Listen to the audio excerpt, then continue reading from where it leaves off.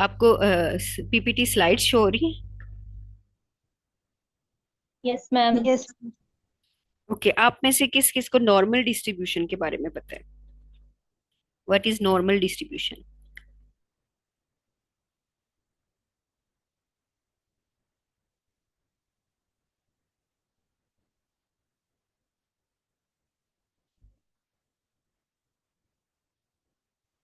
Ma'am नहीं पता। अच्छा जी, किसी एक को भी नहीं पता? मैम गेस कर सकते हाँ जी, गैस ही कर, देखो क्या है, गैस कर ले। हैं मैम, जो कि कॉमन होगा, जो इन्वायरमेंट में सबसे ज्यादा कॉमन होगा। अच्छा, नहीं अगर वो ज्यादा कॉमन है वो तो फ्रिक्वेंसी हुई ना उसकी, कि उसकी फ्रिक्वेंसी ज्यादा है, उसका मोड है। ऐसे ही ना, जिसकी फ्रिक्वेंसी ज्यादा है।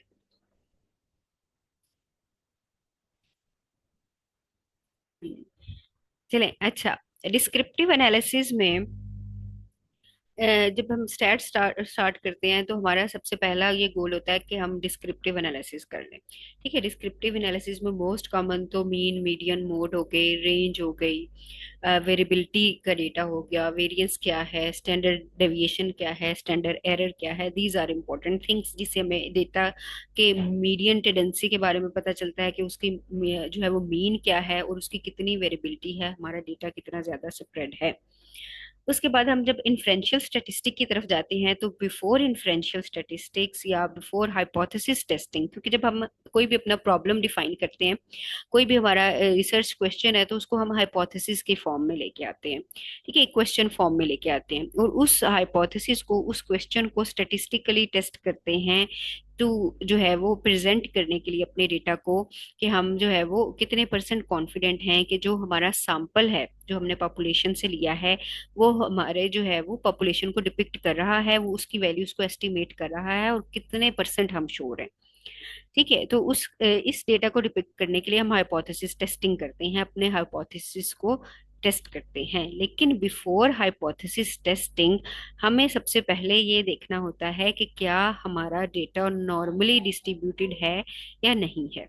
नॉर्मल डिस्ट्रीब्यूशन का मतलब क्या होता है? In nature most of the data हमारा जो है वो नॉर्मली डिस्ट्रीब्यूटेड होता है। नॉर्मल डिस्ट्रीब्यूशन का मतलब ये है कि हमारी मोस्ट ऑफ द वैल्यूज जो है विद इन मीडियन या विद इन एवरेज, या मोस्ट ऑफ द डेटा जो है वो हमारा मीन के इर्द गिर्द लाई कर रहा होता है। और बहुत कम ऐसा डेटा होता है, बहुत कम ऐसा डेटा होता है जिस जो अपर वैल्यूज हैं, और बहुत कम ऐसा डेटा होता है जो लोअर वैल्यूज हैं। ठीक है, इसकी सबसे ज्यादा गुड एग्जांपल जो है विद इन अ क्लास। ठीक है, with in a class most of the time ऐसा होता है कि अगर आपके पास 100 स्टूडेंट्स हैं, तो आपके पास अराउंड जो है वो 60-65 जो है वो एवरेज स्टूडेंट्स होते हैं।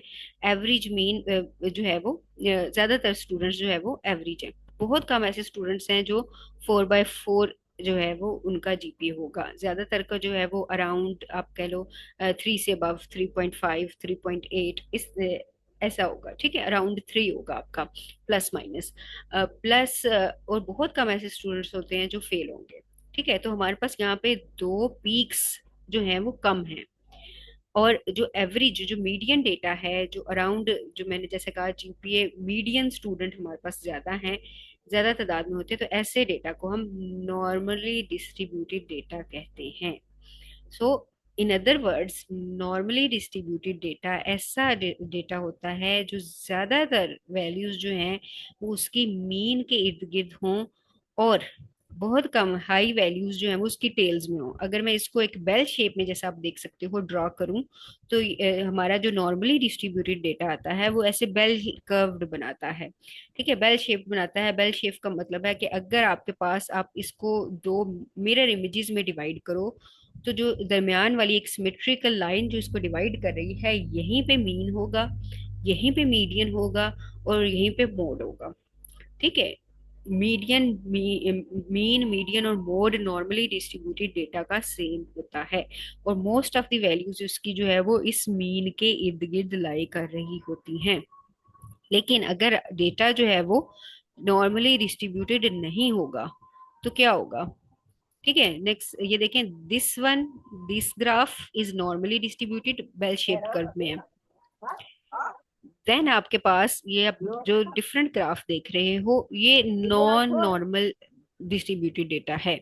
This is positively skewed data. इसमें ज्यादातर डेटा जो है ये आपका राइट साइड पे है। ये तो ये लेफ्ट साइड पे, सॉरी, ठीक है, मेरी राइट साइड पे है, ग्राफ की लेफ्ट साइड पे। अगर ज्यादातर लेफ्ट साइड पे आपका डेटा हो तो ये आपका जो है वो राइट स्क्यूड डेटा होता है, या सॉरी लेफ्ट स्क्यूड और पॉजिटिवली स्क्यूड डेटा है। और अगर आपका डेटा जो है वो राइट साइड पे हो तो ये नेगेटिवली स्क्यूड डेटा है।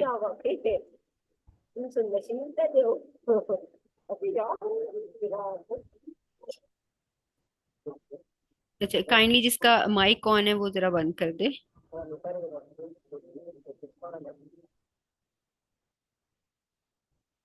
अच्छा जी, यहाँ पे आप देख सकते हो, नॉर्मली डिस्ट्रीब्यूटेड डेटा ऐसा डेटा है जिसमें मोस्ट ऑफ द वैल्यूज जो है वो मीन के इर्द गिर्द लाई करें, और कुछ वैल्यूज उसमें एक्सट्रीम में हो, और कुछ जो है वो लोअर लेवल पे हो। तो ऐसा डेटा को हम नॉर्मली डिस्ट्रीब्यूटेड डेटा कहते हैं। अगर हमारे पास डेटा जो है वो नॉर्मली डिस्ट्रीब्यूटेड ना हो, ठीक है, तो या तो वो जो है वो लेफ्ट साइड पे कॉन्सेंट्रेटेड होगा, या वो जो है वो राइट साइड पे या लेफ्ट साइड पे होगा। अगर डेटा जो है वो लेफ्ट साइड पे है तो यहाँ पे हमारा पॉजिटिवली स्क्यूड है, अगर राइट साइड पे है तो ये नेगेटिवली स्क्यूड डेटा होता है। तो ये नॉन नॉर्मल डेटा की पहचान है। तो जब भी हम हाइपोथेसिस टेस्टिंग करते हैं तो हमारा हाइपोथेसिस जो टेस्ट है वो डिपेंड करता है कि आपका डेटा नॉर्मल है या नॉर्मल नहीं है। ठीक है, समटाइम ऐसा होता है कि फॉर एग्जांपल आपके पास सारे के सारे बच्चों के नंबर्स जो है वो 90s में हों। ठीक है, समटाइम ऐसा होता है कि सब्जेक्ट बहुत ज्यादा आसान है, ये पेपर बहुत ज्यादा आसान आ गया है। तो ऐसा होता है कि ज्यादातर स्टूडेंट्स के नंबर जो है वो 80s टू 90s के दरमियान है। तो फिर क्या होगा?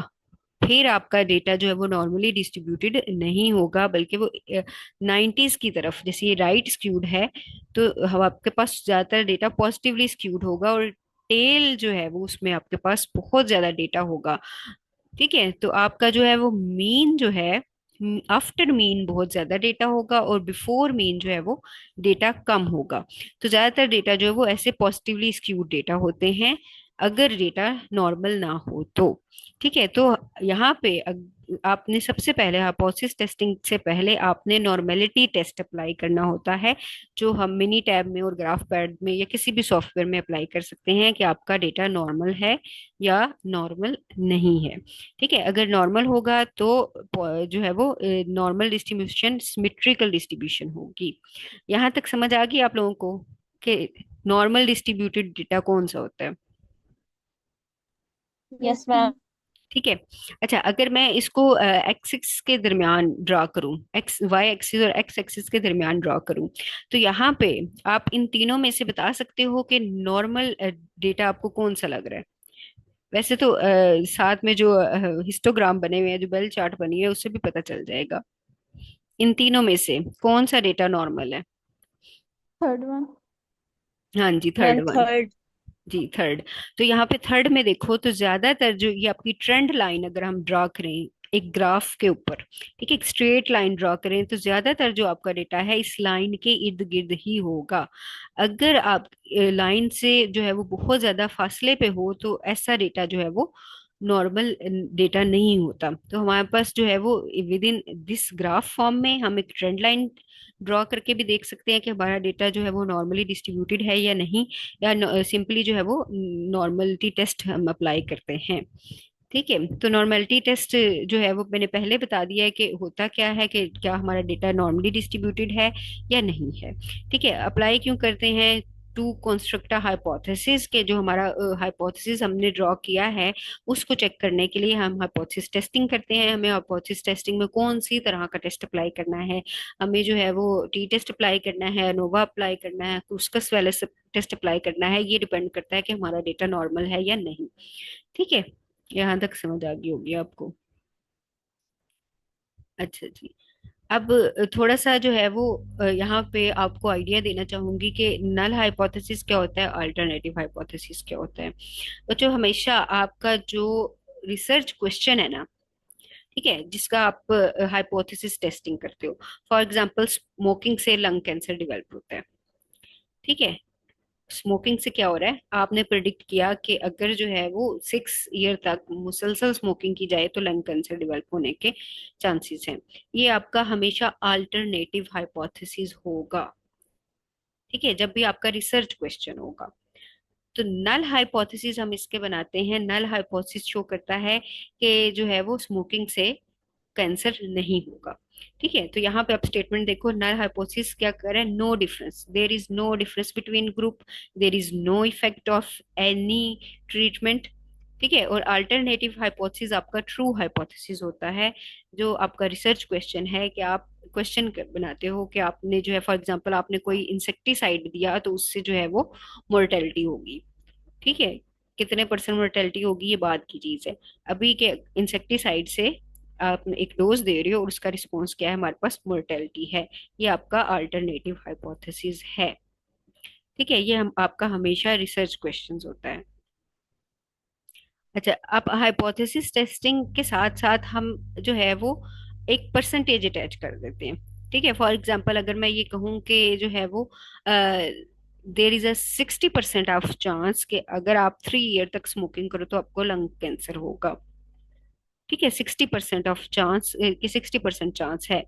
और अगर आप इसके साथ एक कॉन्फिडेंस वैल्यू लगा दो कि मैं 95% कॉन्फिडेंट हूँ कि 60% चांस है लंग कैंसर होने का, तो जब आप एक 95% या 99% कॉन्फिडेंस लगा देते हो तो यही आपकी स्टेटिस्टिक है।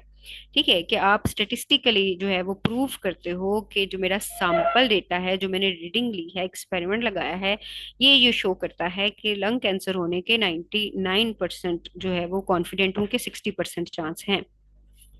तो बाकी जो लेवल ऑफ सिग्निफिकेंस है, जो आपको हमेशा पी वैल्यू की तरह शो होता है, जो हमेशा आप शो करते हो कि लेवल ऑफ सिग्निफिकेंस क्या है, पी वैल्यू क्या है। तो अगर आप 95% कॉन्फिडेंट हो तो आपके पास, ठीक है, जो चांस ऑफ एरर है, जो प्रोबेबिलिटी का एरर है वो 0.05 होगा। अगर आप ये कहो कि आप 99% जो है वो श्योर हो, अगर आप अपना लेवल ऑफ कॉन्फिडेंस 99% रखो, तो आपके पास जो चांस ऑफ एरर है, जो प्रोबेबिलिटी है, वो 0.01 होगी। तो जो पी वैल्यू है, ये है एक्चुअली प्रोबेबिलिटी, प्रोबेबिलिटी ऑफ जो है वो, कि आपकी जो है वो क्या प्रोबेबिलिटी है एरर की या चांस की क्या प्रोबेबिलिटी है।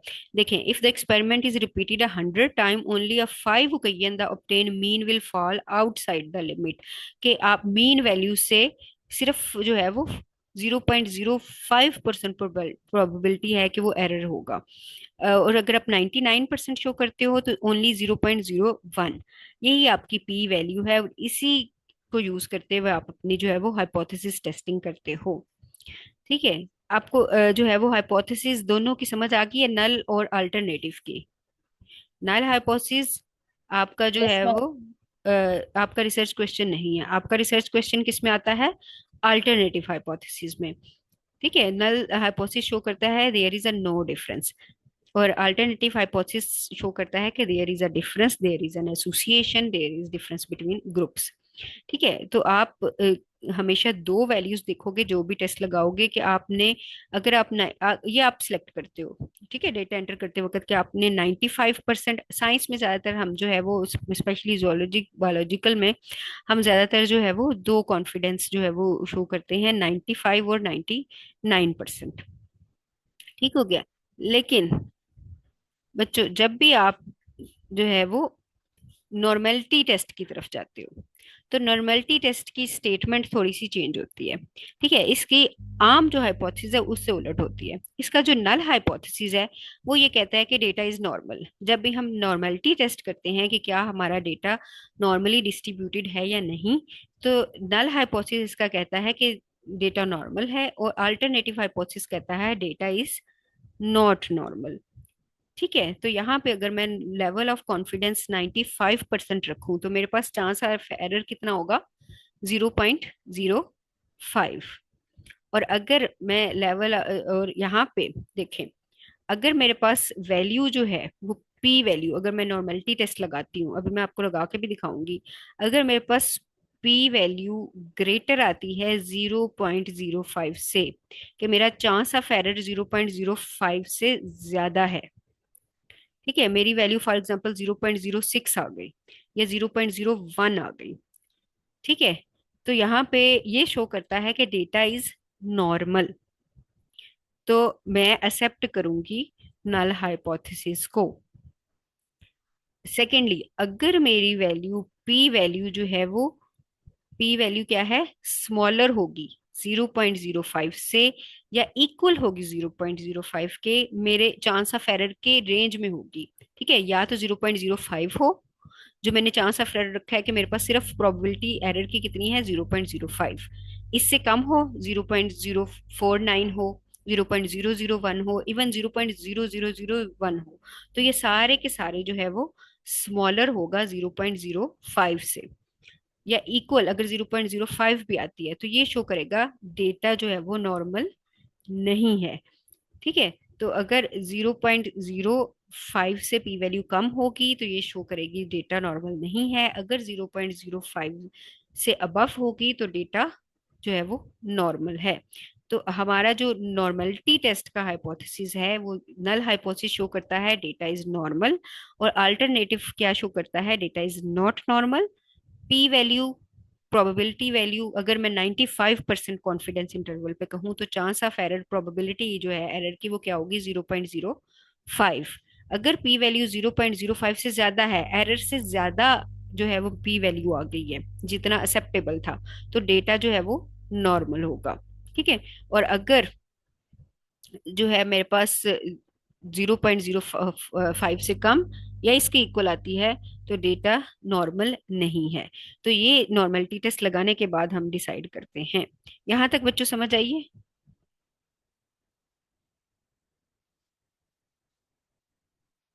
Yes ma'am. ठीक है, आपने जो है वो सिर्फ इसकी स्टेटमेंट याद रखनी है। नल हाइपोथेसिस में डेटा इज नॉर्मल, अगर नॉर्मल हो, डेटा नॉर्मल होगा तो पी वैल्यू 0.05 से ज्यादा होगी, अगर डेटा नॉर्मल नहीं है तो पी वैल्यू जो है वो 0.05 से कम होगी। ठीक है, तो नॉर्मेलिटी टेस्ट अप्लाई करने के लिए हम डिफरेंट तरह के नॉर्मेलिटी टेस्ट होते हैं। ठीक है, जो सबसे ज्यादा इम्पोर्टेंट हमारे लिए है ये कोलमोग्रोफ सिमरनोव टेस्ट है। ये सैम्पलिंग के लिए most of the time use किया जाता है। बाकी टेस्ट जो है ये भी वक्तन फवक्तन हम यूज कर लेते हैं जब हमारे पास बहुत ज्यादा अमाउंट में डेटा मौजूद होता है। ठीक है, we have a lot of data, then हम जो है वो शिप्रोविल्स टेस्ट यूज कर सकते हैं। लेकिन क्योंकि ज्यादातर एक्सपेरिमेंटल डेटा में हमारे पास सैंपल नंबर कम होता है, ठीक है, जैसे माइस ले लें हम लोग या डिफरेंट इंसेक्ट्स को हम रख लें, उनकी मोर्टेलिटी चेक करें तो हमारे पास जो है वो सैम्पलिंग नंबर कम होता है, इसलिए हम जो है वो कोलमोग्रोफ सिमरोव टेस्ट जो है वो यूज करते हैं। और दूसरी तरफ हम नॉर्मेलिटी को चेक करने के लिए क्यू क्यू प्लॉट, ठीक है, जो अभी मैंने आपको दिखाया था, this one is Q Q plot, ये जो लाइन प्लॉट है इसको क्यू क्यू प्लॉट कहा जाता है। इसके थ्रू हम नॉर्मलिटी जो है वो चेक कर सकते हैं। ये दो तरह से मेथड है हमारे पास नॉर्मलिटी चेक करने के लिए। फिर उसके बाद जब हम नॉर्मलिटी चेक कर लेते हैं देन उस पर डिपेंड करता है कि हम कौन सा जो है वो टेस्ट अप्लाई करेंगे। ठीक है, तो नॉर्मलिटी चेक करने के लिए, अच्छा बच्चों यहाँ पे टाइम कम रह गया, मैं एक और मीटिंग अरेंज करूंगी, वो सिर्फ 10 से 15 मिनट के लिए है, जिसमें मैं मिनी टैब में आपको नॉर्मलिटी टेस्ट लगाना दिखाऊंगी। ठीक हो गया? मैं अभी आपके साथ लिंक ओके शेयर मैम। करती हूँ। ठीक है, सिर्फ 10 से 15 मिनट लगेंगे मुझे। मैं यहाँ पे जो है वो